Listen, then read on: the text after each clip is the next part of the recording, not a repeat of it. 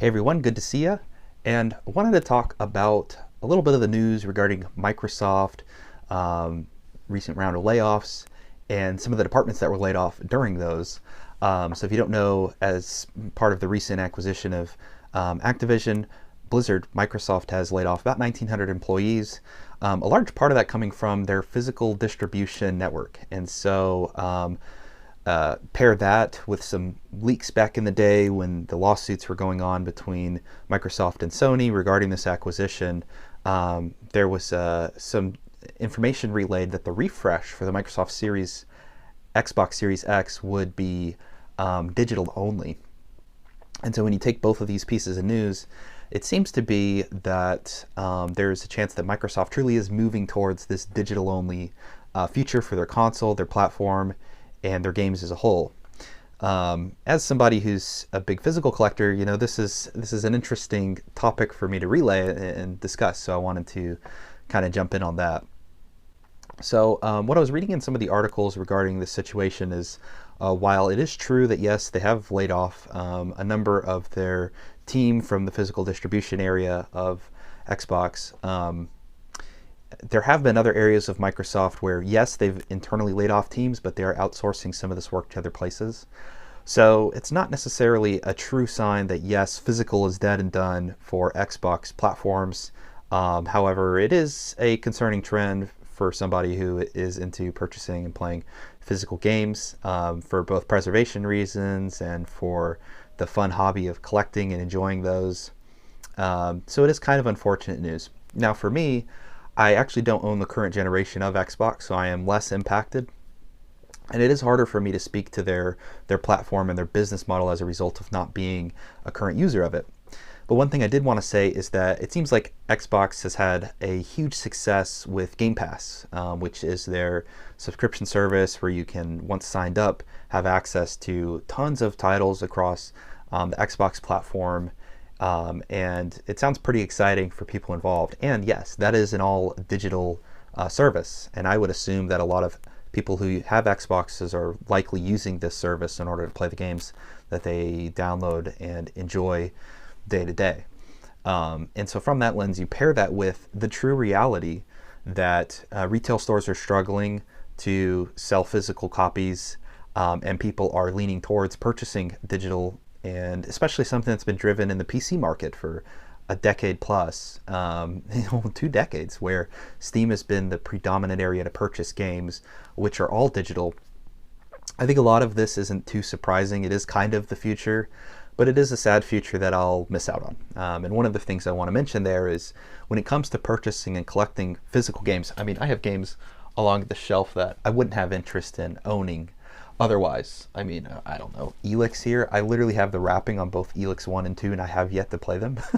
But I did purchase them for the future, in which I can enjoy those games. In a digital world, the thing that would happen is that I would never even consider purchasing these games because I would only focus on the most important and most interesting titles to me, and Elix just wouldn't be those titles, for instance. And so I think that maybe I'm in the minority here, but I think digital kind of impacts the ability for less renowned titles, maybe ones that didn't ultra perform or aren't AAA, to really find a market and be sold. I mean, even with little things like COVID changing E3 and the lack of E3 visibility and presentation to the press, I feel like the cadence of learning about new games, you see a lot of journalists and things doing like previews of games and things like that. For me personally, I haven't found as much interest in connecting with some of the hype and some of the marketing in the video games space. The general way that I learn about and buy new games is through just kind of following new releases on a week to week and seeing what looks interesting in those and picking them out. So I'm not somebody who's been too particularly influenced by marketing and journalism, but I think a digital only future for games does kind of create an environment where, and also the lack of these press events and so on, where it's just not as interesting to build the excitement for a game or to look forward to a game. I don't know, maybe that's part of just getting older and I'm realizing I'm an old guy in this space, especially with my physical collection nowadays. Um, but it is kind of unfortunate news. I think some of the best memories I have is some of the games that I've purchased and the association of those. I remember when my brother got married, for instance, the day after we had gone to GameStop, and then I bought a couple games. And I just remember anytime I pick up those games or look at those games, the feelings of being there at his home and having fun, trying them out, and the experiences associated with going and buying them. Those are things that people nowadays don't get particularly as much in their attachment to video games. So I would assume in a couple decades, a lot of the nostalgia for childhood games and growing up and playing them will either be non-existent or inaccessible for those who can't get these on digital platforms and things of that nature, because I think it does bring in some big questions for video game preservation, backwards compatibility, and you'd think digital would allow for more of that, which from a technical sense I believe would be the case. However, you do have to pair that with businesses who now have much more control over your access to these things and will ultimately find ways to make money off them. If I go and buy Super Mario 64 on N64, I'll own that forever. I can play it forever. It's mine.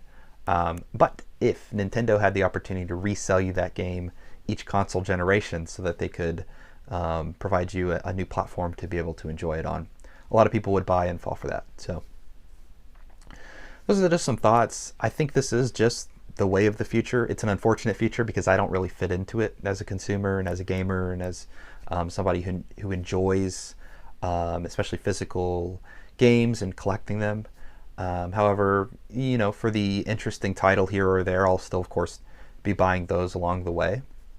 But I think there's still a lot of issues that haven't been resolved. Consoles aren't fantastic at data storage management from a size perspective.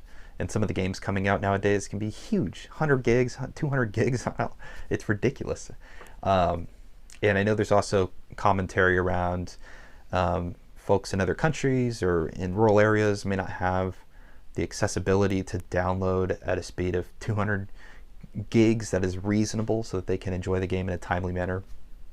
But I don't know. I also think that digital games often lack transparency on pricing, where the market dictates the opportunity to purchase those items at a reduced price when reasonable.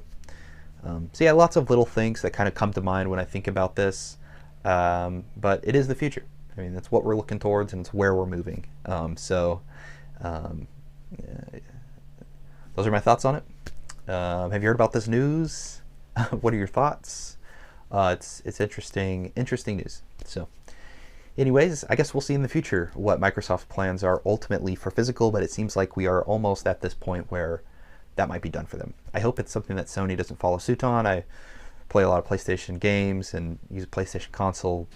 I'd assume if we go digital only, I'm going back to PC probably, because that's the best platform for the flexibility to work in such a way. And Steam is quite respected as a platform, and especially from a preservation lens, I think that your games are pretty safe on Steam. All right, guys. Well, interested to hear your thoughts, and I'll see you next time.